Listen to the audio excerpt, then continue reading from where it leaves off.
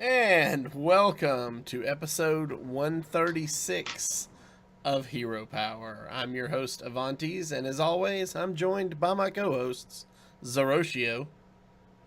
We got to stop having great gems in the pre-show, or they're going to show up at the beginning of every audio portion. Oh, last week's was great. It had to go. And Virsica. So we almost time traveled. Last week's episode didn't quite get here before this episode aired. Well, we could have very well only got on, him only on iTunes. Only on iTunes, right?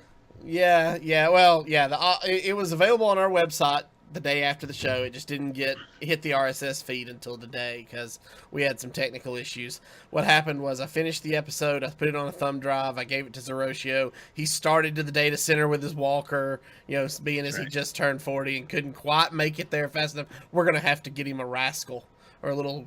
I was ready to say. So you're saying that his Jazzy's battery died. No, my Jazzy's battery was completely powered up, but at my weight, it didn't last but about a quarter of a mile. So what you're telling us is that you need super-powered solar panels on your Jazzy. That's right. Now, I need an Iron Man suit just so I can jet it there. Do they make those in 4X? Look, Daddy, it's a fat Iron Man. Yes, son. Yeah. Is that the Mach 1? No, that's the Mach 4X. I was getting ready to say, wait, doesn't he have a big suit? What did he call it? The Hulkbuster. Yeah, but what was its name? It had a woman's name. Oh, Gloria? no, that was that's the AI. He calls it No. Friday. Or... No. It's the suit's got a name. Oh, I don't That know. suit's got a name. Because it's the one he calls down from the satellite, right? Yeah, it's the Hulkbuster armor, but yeah. Right, but it's got a name. I gotta look it up. If they made an Iron Man suit my size, it wouldn't be the Mach 1, it'd be the Big Mac 1. There you go. All right, guys. We've got a great show lined up for you. A little bit to talk about today, and then a deck list that we are completely blaming on Frid this week. So, Well, the deck archetype we're blaming on Frid. The deck list we're blaming on Virsica because it has got Virsica all through it. Yeah, the deck archetype we're blaming on Frid. The deck list we can always blame on Virsica. So, no emails or iTunes reviews this week. So, guys, if you have anything you'd like us to talk about, shoot us an email. We'd love to hear from you.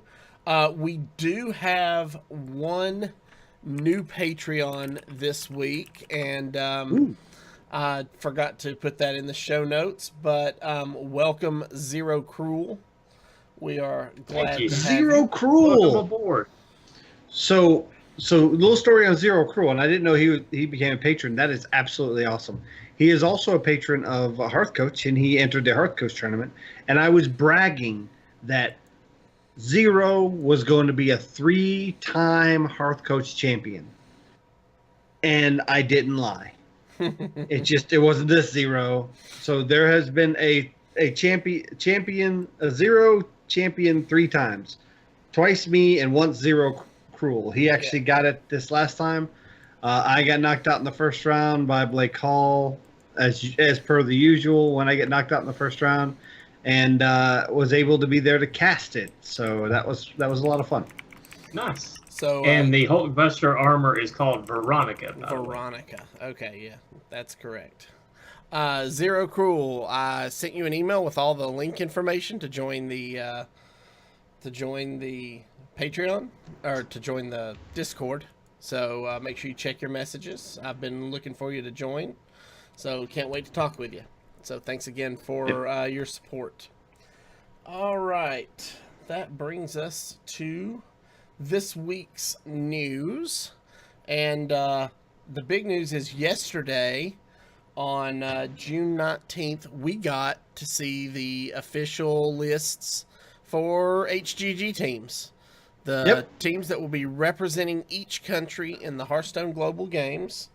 And the United States team is Just Saying as the anchor. And then the voted in players are Terrence M., Muzzy, and Frozen. And Yep. I think this is a really strong team. I actually voted for Terrence M and Frozen. I voted for Ant in place of Muzzy, but I think this is a really good team, and I look forward to seeing how they do. That's funny because I voted Ant in place of Terrence M. I think Terrence M deserves to be in this list. And Terrence M and Ant, their accomplishments are very similar. I just would have liked to seen one of the players in their group to be an aggro specialist, and that's Ant. That's pretty much was my only reason for voting over there. Muzzy and Frozen, I think, were just a no-brainer for me. Virsica, thoughts? I was looking at the Europe list. Oh.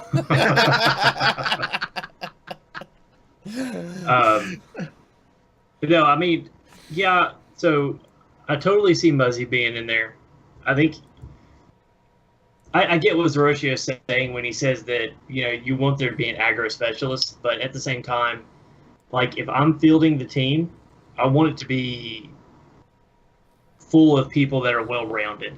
I feel like Terrence is well-rounded. I feel like Muzzy is well-rounded. So I think those are the two people that were sort of the question marks. So I'm perfectly happy that both of them made it, and I think they'll represent the U.S. well. Okay, cool. That's fair. That's fair. Around the world, some of the other highlights we'll touch on.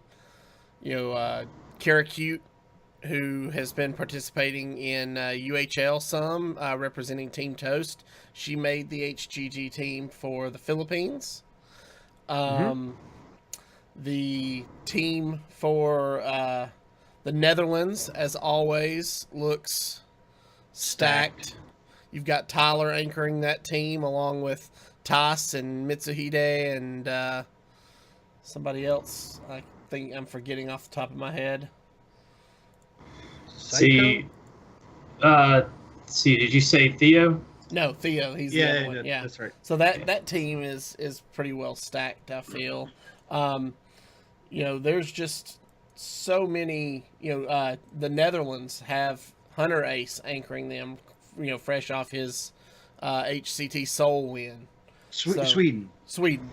Was it Sweden? Yeah. So okay, yeah. I feel like in Europe, the dark Hunter horse Ace team that I think everyone should really be on the lookout for is Denmark. Really? Oh yeah, Denmark looks pretty solid. So you've got Twink anchoring the team. You've got Crane 333. Then you got Hoy, and then you got Nicola Hoy. And I mean, I'm not familiar with Nicola Hoy, but he looks an awful lot like Hoy. Okay, now here's the thing.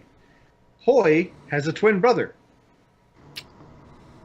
Well, they have competed many times. Now I've seen pictures of him next to his brother, and I know that his brother competes and has done well in European tournaments. I've never gotten his battle tag, and I would assume since their pictures look so similar, it is likely Nicola Hoy, because if I'm not mistaken, Hoy is the last name. Well, I mean, they look solid. And the UK, of course, looks solid too. I mean, you've got Boar Control anchoring, Toast Monster, Green Sheep, and Jackie Chan. Yep. That's a pretty stacked team. Yeah, and Australia over in the APAC is looking pretty good with Frosty as the anchor. Then you've got Aku Maker and Citizen Nappa, and then Genja Ninja, who I'm not 100% familiar with, but Citizen Nappa and Aku Maker and Frosty have all been around the block a few times. So, and Aku Maker, I have played twice on the ladder, and it was the Aku Maker with the Golden Celebration card back, and I am 2-0 against Aku Maker, so I feel like I should definitely be in the running for one of these seats. I don't know what's going on here. There you go. Just kidding, just kidding. Obviously, we know that anybody can win at any moment in Hearthstone, and I think I just happen to be lined up. Now, I was mentioned earlier. You mentioned Hunter Ace. That's Norway. I said Switzerland, but Oh, yeah. I was incorrect. It was Norway. Also, one standout is in New Zealand is Pathra, along with anchoring by Mage, Jack Attack, Pathra, and Ting Tong. Now, one thing I do want to point out here is last season, one of the big stories is all the female competitors in the various HGG teams. Now, there are significantly less female competitors, but they went differently this time. While last time they did a mixture of top points earners as well as personalities, this time the anchor was the top points earner, and the other 6 people vying for the votes were the other top point earners of their region. So it was all top point earners. So obviously the females that are up for the running and have been voted into these teams definitely 100% earned their spots. There was some questions last season whether some of the female competitors that were voted in were more personalities than competitors, and a lot of those, like Epsilon, proved themselves that they definitely were competitors. These women that are on these HGG teams now are definitely competitors. They have earned their spot for the points, and obviously have earned the votes amongst their peers and fans to get into these teams. And I'm excited to see the teams here because they're much better caliber, in my opinion, than they were last season. Yep, I'm also looking forward to HGG this season. It's going to be a lot of fun, and it's going to be a good time. A lot of good Hearthstone to watch coming down the line. All right, that brings us to our next topic, which is the UHL Season 2 playoffs are underway this week, and your 8 players who moved on to the playoffs were Ridiculous Hat, ML Streams, our friend Mike Lowe, Spaver, Nate Wolf, Team Toast, Red Knight, Storm Rage, and Illyri. Yes. Yay! So they're actually in the community conference, I believe it was.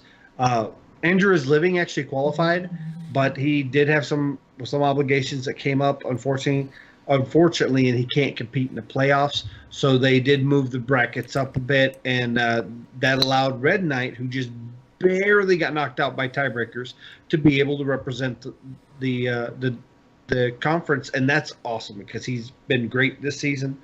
He's just had some rough RNG and some rough losses, and he definitely is going to do well, I think. Now, slot update: Red Knight and Team Toast have played their match this week, and he beat Aranya Phoenix last night to move on. And Aranya Phoenix is a very good player. Yes. She's one of the badass women of Hearthstone movement that Toast kind of fostered. It's been carrying on by Ariana Phoenix as well as a few other ladies in the community, and she's no slouch. So that's right. Great competition. So the rest Are of you those taking games... notes? Huh? I was asking Zerotio if he's taking notes. I'm always taking notes. So, And I don't need to take notes. I just get Mad at Arms to do all the number crunching for me.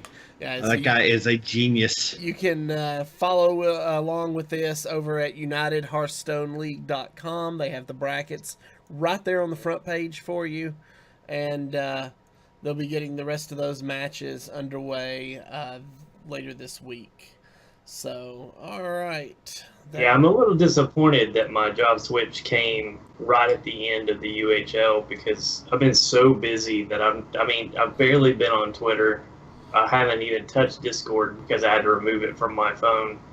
So I was telling you guys at the start of the show, I sat down long enough to play a couple of games of Heroes with you, and I mean that's it. I've been 100% engaged in real life stuff. So I'm really looking forward to getting out of training and getting back in, and I'll be watching all of these matches on VODs. Nice. So this past weekend we had Dreamhack Summer taking place over in that actually took place over in Sweden this past weekend, and our top 4 from the Hearthstone major were Faily, Fury Hunter, Pinhadani, and Green Sheep, which of those I'm familiar with Fury Hunter and Green Sheep. I'm not very familiar with Pinhadani or Faily. But now Faily did really well in the wild tournament, the Wild Open that they had. Yeah. Faily, I think, got in the top 4, if I'm not mistaken. Might have been the finals. I can't remember. It's been a while. So that's pretty much the only time I've heard of Faily. I've seen his name on some brackets, but I haven't seen him in competitive play that often, other than in Wild, for any streams or anything. And Green Sheep, it's good to see. Green Sheep's biggest run was what, in 2000? Was it 15 or 14 or 6? No, 15? It was 2015, I think. Was it? I thought it was 14. I think he did make a showing in 2014, but he made his big run in 2015, if I'm not mistaken, because it was the second year, and he's a competitor, and it's good to see he's back into it. Now, one person that really surprised me is this Pinhadani. I've never seen him before, but he played really well all the way up to the finals against Fury Hunter. Okay. And then Fury Hunter ended up taking that series.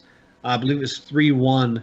And on the website it says, faster than we can say Alex Straza, Fury Hunter is your champion. Nice. So the 2014 Hearthstone World Championship, Green Sheep was one of the 4 European qualifiers. So I thought it was before I started at West Rock. Yeah, the very first Hearthstone World Championship, he was one of the EU representatives. So Gotcha. Okay. Fury Hunter ended up taking that win at Dreamhack Summer. Mm-hmm. So a lot of good matches. I watched part of day 1, and then I didn't get a chance to watch any more after that. So what I watched was a lot of fun. I caught the top 4 was pretty much all I was able to catch. Okay. So yeah, go check out those VODs if you get a chance. A lot of good Hearthstone to watch.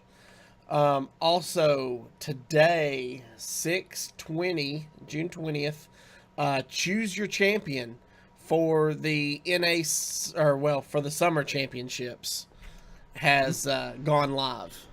So you can head over to playhearthstone.com and click on the HCT Summer Champions. Yep, going to esports. Yep. And there's a link right there for choose your champion. So we also have the link in the show notes too. Yeah. So your 16 choices are Bunny Hopper, Nalgwidan, Tensoku, Dog, Yui, Leo, Killing All Day, Raze, Viper, Turna, A83650, Glory, Rugal, Blood Trail, Jinsu, and Shao-Ti. Now, quite a few of these are names we've heard in the past. Bunny Hopper, Nalgwidan, Dog, Killing All Day, Race. Then there's quite a few names that we've maybe not heard before, like Glory and Rugal and Blood Trail. So do some research. Figure out. I personally have not voted yet. I'm kind of narrowing it down. I like Nalgwidan from Argentina. He's had some really good runs in the last few HCTs. He played really well at Summer last year. I think he finished top 4 last summer.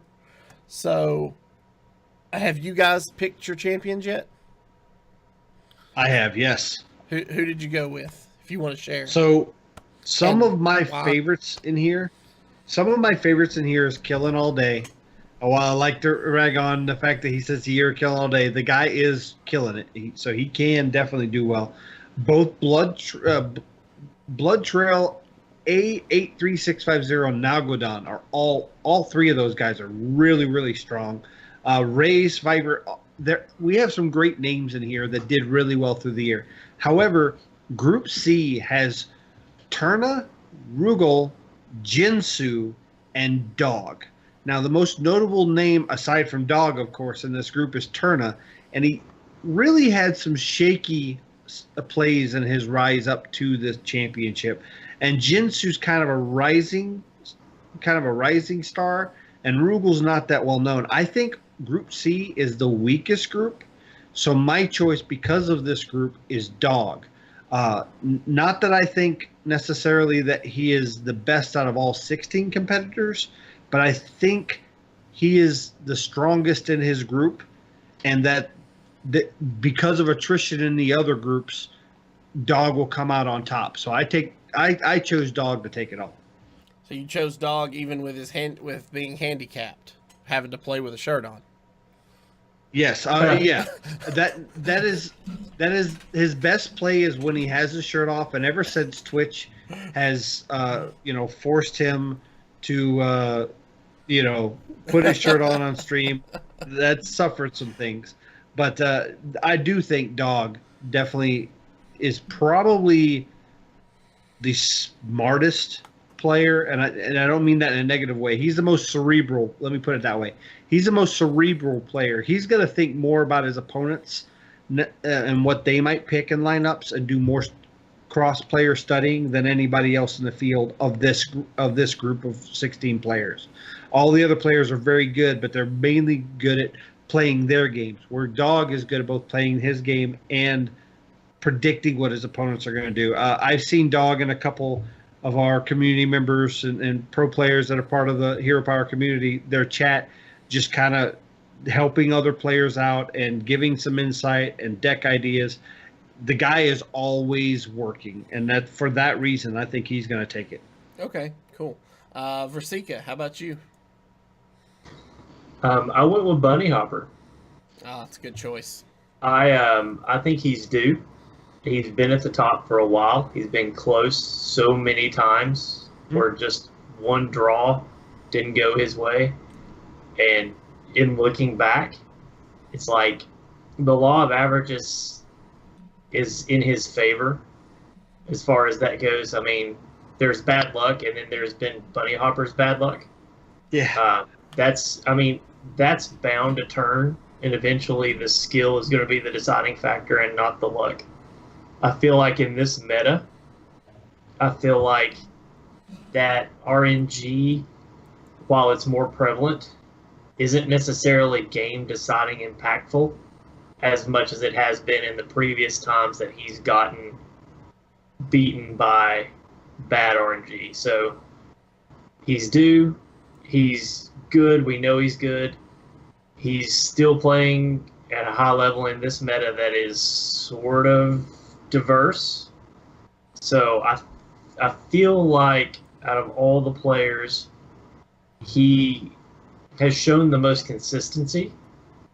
And I think that this is the weakest field he's been up against across the board. Mm-hmm. So I think for that reason, he on paper, I feel like he's the one.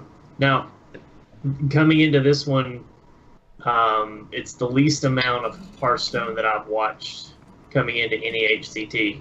So I'm not as familiar with some of the lesser known players. But that being said, I have watched Bunny Hopper play, and I've been fairly impressed with his decision making and his risk taking. And I feel like you have to have both. You have to be a solid risk taker, and you have to be a solid player in order to win. You can't just be good at one. And I feel like right now, he's good at both. So I almost picked Bunny Hopper. One of my major reasons for not picking Bunny Hopper is I looked at the match list for Group D, and it has Bunny Hopper versus Glory, which means if he wins and Killing All Day wins, he'll have to play Killing All Day. If he plays Killing All Day and loses, he could end up leaving the group in second place, which means he will likely get matched up against the first place from one of the other three groups, and that could easily be a Dog, a Nalgadon, or somebody like Raze or Viper out of Group A. And that's where I think he's going to be at a disadvantage, is not necessarily in the group stages, but going into that second round, where he will, well, obviously the top of the group gets the advantage. Yeah. And I don't think he'll come out top out of this group because of the early matchups. Now, if he was playing Killing All Day first, maybe. See, I like him against Glory. I like him against Glory, but I think he'll take Glory. I think Killing All Day is going to take Leo, which guarantees that Bunny Hopper and Killing All Day would play each other in the next round. And see, I would take Bunny Hopper over Killing All Day 9 out of 10 times. And that's probably why I think Bunny Hopper can beat most of the fields in the other groups, but I think Killing All Day is his kryptonite. I don't think he's going to beat Killing All Day. See, once again, I feel like he's due. Yeah. And we've said that about Muzzy. We've said that about Chalky. They've always been the bridesmaid and very seldom have become the bride. And obviously they've fought that adversity and have gone on to win titles and opens and championships. But and maybe this is time for Bunny Hopper. I'd like him to prove me wrong. He's a great player. All right. Well, there you go. So we've got 1 vote locked in for Dog, 1 vote locked in for Bunny Hopper, and I'm still working on my decision. It's either going to be Dog, Bunny Hopper, Nalgwidan, or Killing All Day. Those are the 4 I've kind of narrowed it down to. I just have to make a decision. So we'll see how it goes. So you're saying Group A has no chance, is what you're saying. Avanti has thrown down the gauntlet and said, Group A, you just can't do it. Nobody in Group A is worthy. That's what you're saying? Sure. Since we're putting words in Avanti's mouth, yes, Group A has no chance. Who's in Group A? Well, you named 4 players, none of which were from Group A. Yeah. Which contains Raze, Viper, Zout, and Sansoku. Sansoku is the only one I haven't actually heard of. I think they might be out of the Chinese region. But all the other ones I've seen. And again, I think that they're just going to beat up on each other. I agree. No, after hearing who's in Group A, I agree. I don't think any of them will make it. Yeah, see, and then that's kind of where I'm at with that. You said Group C was the weakest group. I feel like Group C's got a top end, and there's a big discrepancy between the 2 top end players and the two lower ranking players. I feel like Group A, they're all right there at even level. So. Yeah, but and this may be a little controversial. I better watch what I say here, but I think all the players, and I will say this, in Group A are B class players. They're good, they're strong, but they're all at least 3 of the 4 are equal to each other. I don't think they're A-class players, where if you look in the other groups, Nalgadon and A83650 are clear A-class players. Dog and arguably Turna are A-class players, and definitely Killing All Day and Bunny Hopper are A-class players. I don't think you have any A-class players in Group A. Let's put it this way: instead of rating them A or B, let's just say that Group A has some unproven players. Okay, that's fair. All the other groups have proven players. Group A doesn't have a proven player in. They've obviously won well enough to get here. Right. But looking back at how they got their wins and at what margin they got into the top 4 of their various regional playoffs, leaves me suspect that they can get the job done in the seasonal championship, the world championship for summer season. Hey, winning by 1 point is still winning. D equals diploma, baby. Well, winning by 1 point may not do it in the World Championship. That's may all you have got to win win by by. 2. So, Raze, Viper, Chowty, and Tansoko, if you don't feel like you're a B-plus player and you'd like to come on and talk to Zerotio about that, you just message me and let me know. Please come on the show, and I love to be proven wrong. I love it when players that I think aren't doing as well as the community believes they are step up and are underdogs and take it on. I love it. So please, please prove me wrong. I'm rooting for Group A. I want to see an unproven take it. I want to see someone new at the top. So, by all means, I'd Group love A, to see it. get out there and set this place on fire. There you go. I'm rooting for Dog. I want him to rip his shirt off and hold the trophy up above his head right on stage. All right. So that brings us to this week's Tavern Brawl. Boy, I know how to don't kill wanna a get conversation. I knew I was risking it when I brought up to Zerotio Dog being shirtless, because he can go on for days about Dog being shirtless, and so we gotta keep the show moving. So Tavern Brawl this week is Shadow Reflection.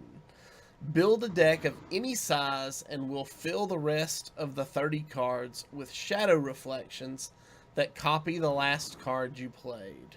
So there was some misunderstanding in this Tavern Brawl. The wording was misunderstood by most players. It should have read, build a priest inner fire deck of any size, and we'll fill the rest of the 30 cards with shadow reflections. Because that's funny. all I saw. It's funny because that's what I played against and absolutely destroyed it. It wasn't even close. So I went Mage. I don't know about you guys. I went Mage. And I went... Did you go Mage with Cinderstorm? I went Mage with Cinderstorm, Arcane Missiles, and Mana Worms, and the Apprentices. Basically I went small minions with small spells, and then just cast them as fast as I can and just blow them out. I probably cast 8 arcane missiles in that game, blew my mana worms up real big, and then just beat them down before they could go off with their priest stuff. I played this Tavern Brawl quite a few times. I got like 5 or 6 wins. It was a lot of fun. I will tell you this. It was just riddled with the worst scum playing Inner Fire Priest. And I got my win with Inner Fire Priest handily against pretty much everybody. And yes, I am the worst scum playing Inner Fire Priest. I will say, though, I didn't notice. I didn't have a lot of time to look at it. I just played a few games. Was this standard restricted or was it wild? Did anybody notice that? I think it was just standard, but because if it was wild, I would have loved counterfeit coin and Edwin. Yeah, Matt at Arms was playing a very similar list to what I played, with head crack, eviscerate, prep, sprint, and he had Shiv in his, and I did not have Shiv in mine. I had, you broke me. You broke me. I had crap. I had deadly poison in mine. okay. Freudian slip. Instead of Shiv. I actually like Shiv better, but I feel like I'm missing something. You put Questing Adventures in there? No. Oh, Hinge Clan Thug. Oh, yeah. Yeah, there you go. I did notice that I never got the coin, even though there were turns that I had 4 cards. Did it just not give you the coin if you went second? No, I had the coin. So I don't remember. I swear I remember starting the game with 4 cards in my mulligan, and it didn't give me the coin. No, I went second in my game, and I know I had the coin because I held on to it all the way to like turn 10, just because I 'Cause you had could easily- curve plays every turn. If you got the coin, you could coin Shadow Reflection, your coin to get something big out that way, like on turn 1. Yeah, that's true. Yeah. I was but- one and done. No, Yeah. I played it a few times. It was fun. I just played the one and done as well. So, all right. Well, that brings us to this week's I Blame Frid segment. Well, No. I actually got this list from Apex Boyd's list. So From APX. APX This, wait. Void. This is APX Void's list, or is this, or did you pull APX Void's list and then make a couple Virsica. changes? I think I did make a change or two, but it's Okay. pretty. It's probably as close to a.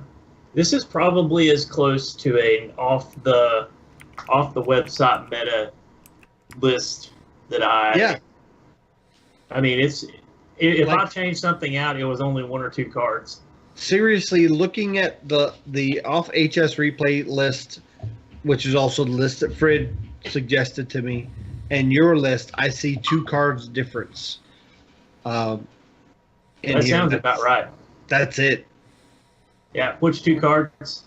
I don't remember which 2 I pulled. I don't I'm remember pretty what sure I you did. took. I don't know what you took out of it. I'd have to. I think you took out a Nightmare Amalgam and you took Yeah. a Primordial Glyph out. You have Harrison, you have Dalmaster Dorian, and you have Blood Mage Thanos. But I've seen a couple lists with Thanos, but most of them don't have it.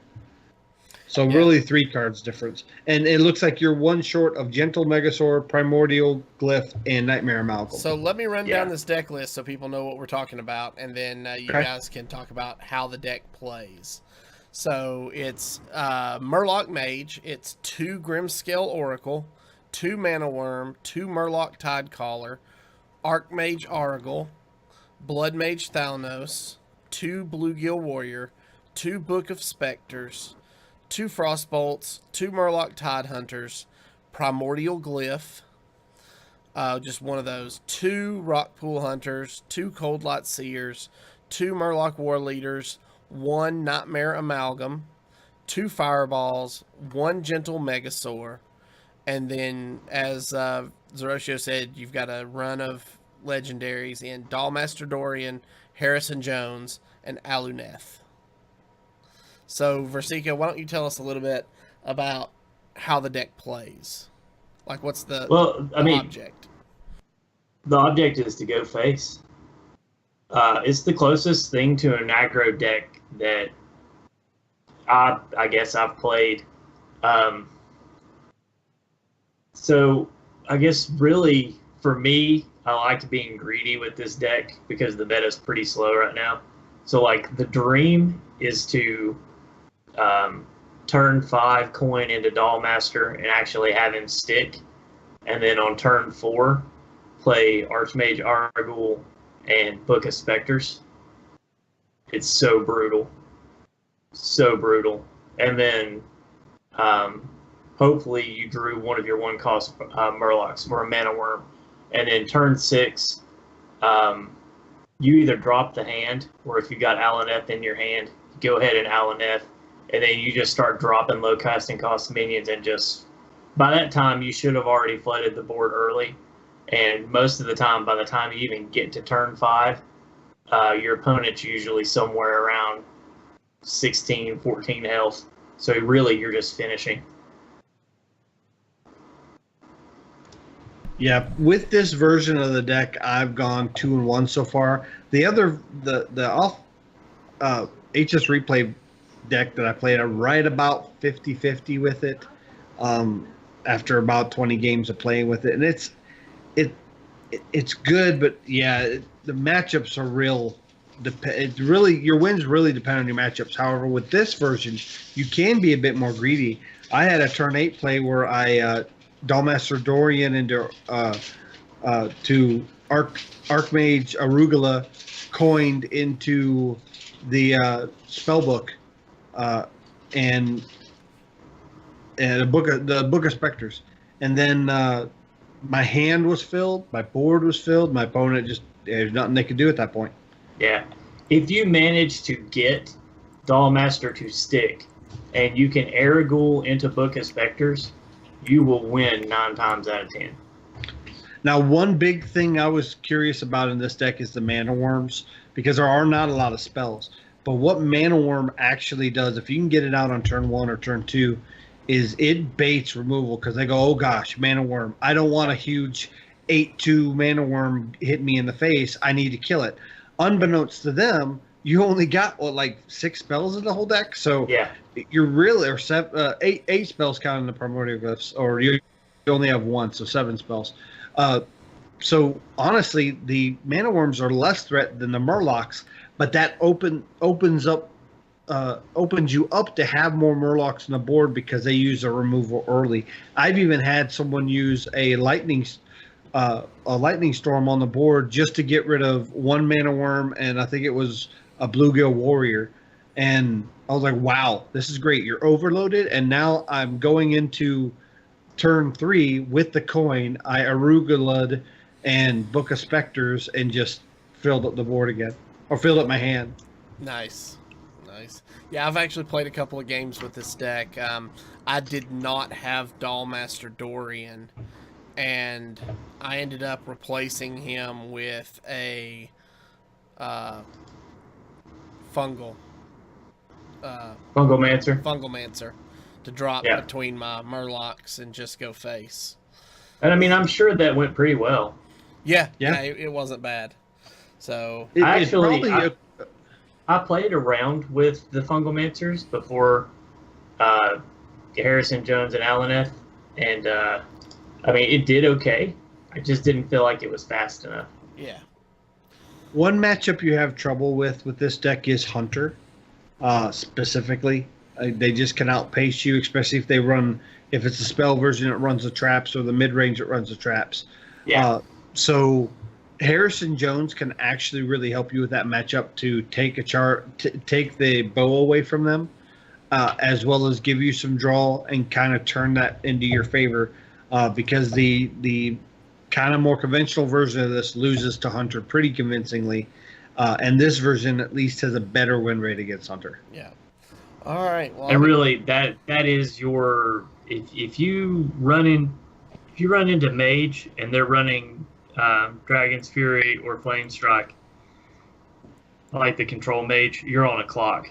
If you run into Hunter, then they're running Explosive Trap and not the Freezing Trap, Rat Trap, Wandering Monster version. If they're running Explosive Trap, you have a hard time. Yeah, and the Grizzlies are really tough too, because you don't really have much way to get through taunts but power throwing it. You don't have any silences or polymorphs in this deck. But there's so much power you can get from just getting so much value out of your draws that you can power through those taunts. Yeah. Okay. But that's why you save your Primordial Glyph. Like, a lot of people will use it early just to build momentum. I usually keep my Primordial Glyph back till I need something I don't have and hope to get it. Also, a way I learned against Hunter is value your card draw more. If you can get the most value out of the Archmage Argol with the Book of Specters, because that's going to keep your hand size high. And it can be dangerous at times, but keeping your hand size high means that those Grizzlies Witchwood Grizzlies are not going to have a high amount of health. So until you can bait out those Witchwood Grizzlies, be a little sparing on how much you throw out on the board.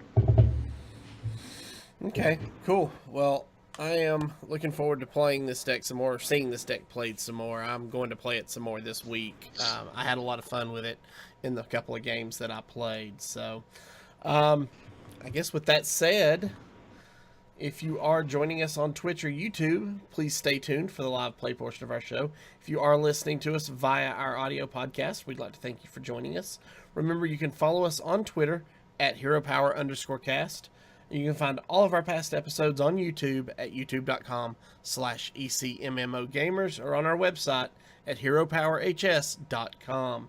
If you enjoy the show, you can help support and improve it by joining our Patreon, like Zero Cruel did. to get exclusive access to our patron-only Discord and our any additional things. We're actually talking about reworking some of our patron rewards, so we may have some new cool stuff coming down the line here pretty soon. So with all that said, we'll see you all again next week. And don't forget to use your hero power. Helps when you're not muted. I know. Alrighty then. That's what I get for trying to do more than one thing at a time. Yeah. Alright, so Virsica, you driving? Yep. Searching for a worthy opponent. Yeah, me too, but they stopped doing episodes a while ago. I miss them. Aha. Alright. Oh, and we draw a hunter. Excellent. Ooh, this will be a good test. All right. So, opening hand. We have Dollmaster Dorian, Runescale Oracle, Nightmare Amalgam, and Fireball. So, Hunter, you have to worry about them outpacing you, but Fireball is an important card in this matchup, so keeping it keeps us from having to worry about risking burning through it with Book of Specters. Mm-hmm. Runescale Oracle is a great first turn minion to have on the board. Nightmare Amalgam is good with the coin. I mean, it's just a 3-mana, 3/4 everything, so... Right. Yeah. And Dollmaster is an important card, so I'm probably going to keep all this. Okay. I would throw the Dollmaster, but I can see reasoning behind keeping it, so I'm okay with keeping it all.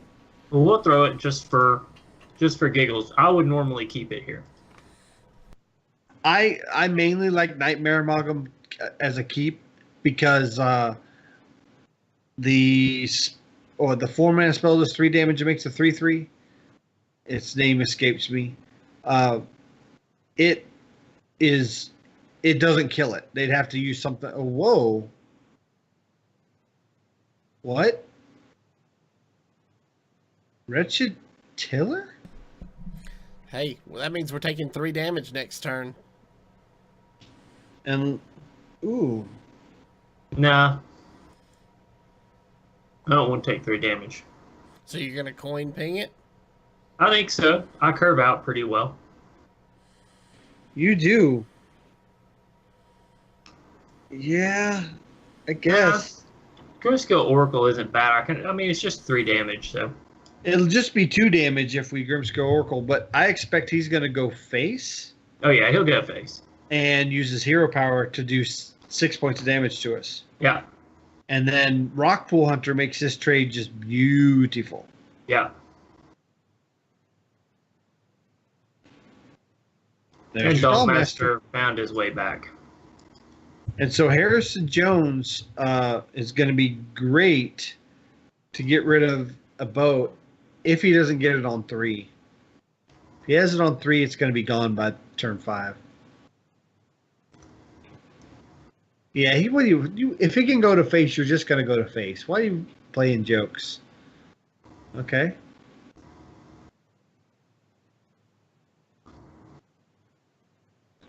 I haven't seen Even Hunter since like week 2 of the expansion.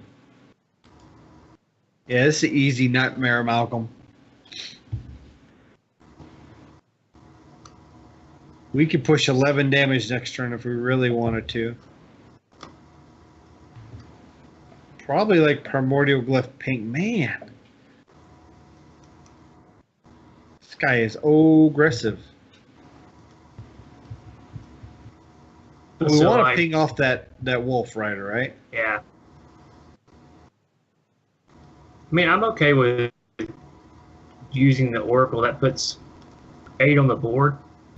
Yeah? Yeah, I think we need to put as much pressure on the board as possible and then just start blasting him. 7 on the board with ping being 8. Yeah. So right now it's just a race. Yep. Nightblade. 3 Guy's more got damage. Wait, hold on. So do we want a primordial glyph first? Sure. Do we?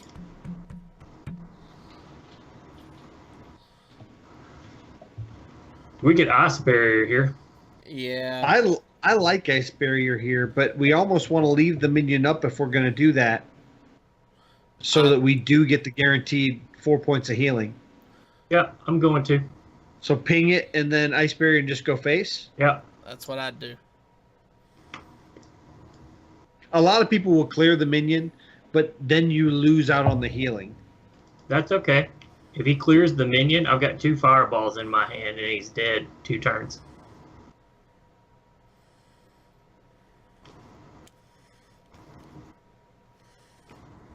Ooh, gosh, he's aggressive. So, with the charge, we're only net 1 on this. But that's still. Where are we at? 3, 7. 7 do and 6 is 13. 13. We can do 14 with a ping, but we probably want to Ping off Run the the- 3-1. run the Yeah. amalgam into the 4-3, ping off the 3-1, and go face with the fireball. Yep.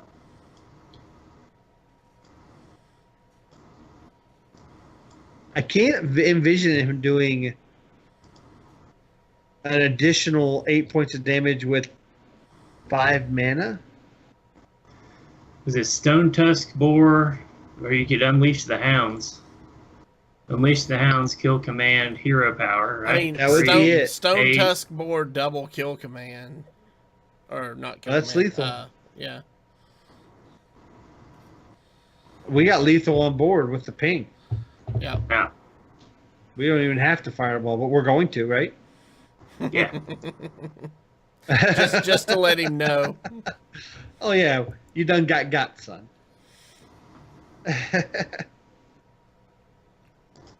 So important to note, we did not run into traps. Yeah, no. Well, this was odd. So I mean, they can't run traps. Oh, that's true. Right. I'm just saying, we'd said Hunter was a bad matchup. Well, it's not a bad matchup when you can't run traps. That's true. I mean, the only other point that would make it a bad matchup when they don't run traps is when they get out the Witchwood Grizzlies and cheat them out with the recruit ability. But again, this deck wasn't doing that either. And also, important to note, Primordial Glyphs saved our proverbial butt. I swear I'm here. This is not the 0 you're looking for. So, Nightmare Amalgam we're keeping. I'm okay with throwing back Primordial Glyph here. However, we do run the risk of Book of Spectre, and it is our only one. Yeah, I like Cross keeping this balls. whole hand, to be honest, because we Yeah. can get a fairly slow start with since we're going first. We can get a slow start against Priest, because if he turn 1 clerics, we can just frostbolt it. Yeah, that's what I was thinking. This If we had this the gives coin, us it'd a be more cleric awkward. killer. Yeah. Yeah, if we had the coin, it'd be more awkward. But Oh God. Okay, so we're without a doubt on a clock here. we are in happy fun time here. Yeah. So we will go ahead and toss out this mana worm and have a suboptimal turn. Yeah, I think you're right. And hopefully we'll bait out a Shadow Word Pain. I think this deck only runs a what Lightwell. Is this a combo priest? Do we have to frostbolt that? Do we? I mean, it's going to heal whatever damage we do this turn. Regardless. What do you think? Mana Worm, frostbolt it. No, throw out the other Mana Worm first. Right. And then frostbolt it and then run the Mana Worm into it. Giving Yeah. us 2/2/3s. I like that. I mean, we have to deal with it eventually. We'd rather do it before he has a chance to interfire it. I wonder if this is a Lady in White deck. with the quest. Lady in White doesn't require odd or even. No, it doesn't. Mm-mm. So yeah, it could be with the quest. It's a Gurgoyle. Well, we can have 2 4/3s and have the luxury of face or trading if we want. So What do you think of glyphing first? he will run Duskbreaker with Bone Drake. Yes, but if he Dustbreakers, he kills his own gargoyle, so that means we don't need to trade. Right. So do you want to book a Specters? Go face? I like Primordial Glyph first, and then Book of Specters. Just to see if we can get something else that might help us. Like, Breath of Cindergrosa kills that right now. And it makes 2 5/3s. That's 10 points of damage. Does that make sense? Mm-hmm.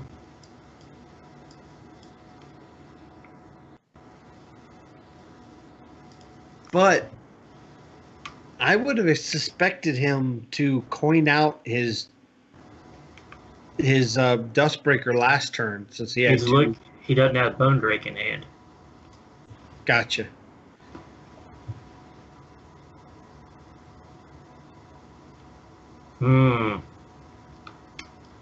I think I'm going to cautiously push the board. Amalgam and Rockpool Hunter? Yeah. Seems fair because his target's going to be on the 2 Mana Worms. Right. Because he dies next turn if he doesn't clear them. So he might ignore the Murlocs. Again, another reason why I like the Mana Worms in here because they're almost like, ooh.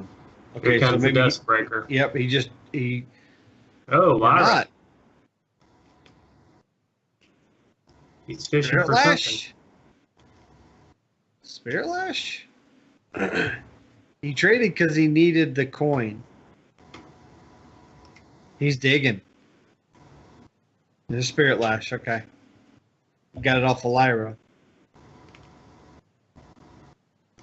Doesn't save him. Mm-mm. We still have lethal, yeah. Give him a well played. Well, that saves him. I mean, No. to In him, his it mind, saves it does. him.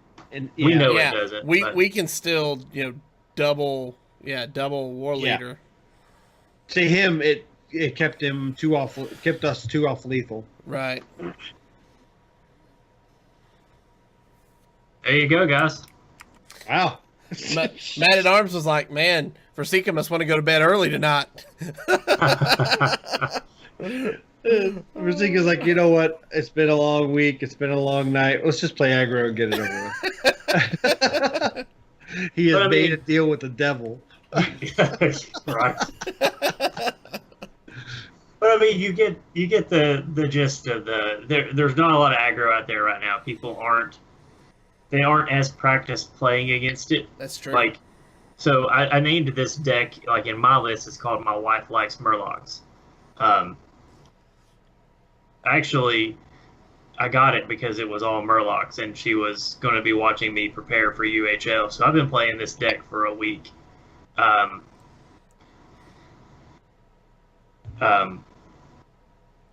So what I'll do is I'll use this deck to run up to like rank 16, and then I'll play what I want to play and lose all the way back down to 20, and then I'll play this deck and I'll rank up for a couple of times, or rank up for a couple of ranks and run into like hard anti-aggro coming out of nowhere or whatever. So I'll switch over to Token Druid, and if that doesn't work, I'll switch over to Control Mage, and then lose back down, start over at 20 again, and use this deck to rank back up. So it's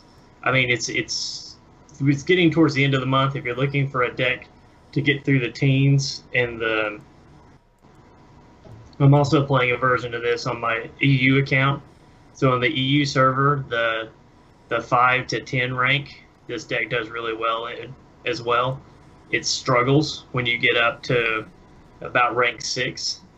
The matchups tend to be, you play 6, you're going to win 4 of them, but you never get into a win streak. So it feels like it's, it feels like you're beating your head against a wall. But it's a solid climbing deck if you're just wanting to climb through the ranks fast.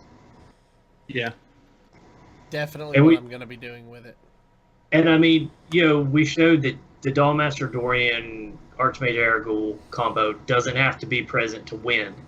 It's a fun combo when you get it off, and it allows you to be greedy against control decks. Yeah. But, if you're not facing hard control right off the bat, just put your foot on the gas and don't let off. Yep. So it did the thing. It did it well. Thing. Yep. That go and face thing, it does it real well. That's right. All right. Well, I guess I'm at a loss. It's only 8:30, guys, and we're done. So, with all of that said, if you want this deck list, it'll be in the show notes tomorrow morning at 9 a.m. over at HeroPowerHS.com. So, if you have any questions or comments about the show or the deck, please email us at heropowerpodcast@gmail.com. Hit that subscribe button below on YouTube if you've not done so already, and give us a follow on Twitch to be alerted when we go live. For more details about our patron-only Discord, you can find that over at patreon.com/heropower.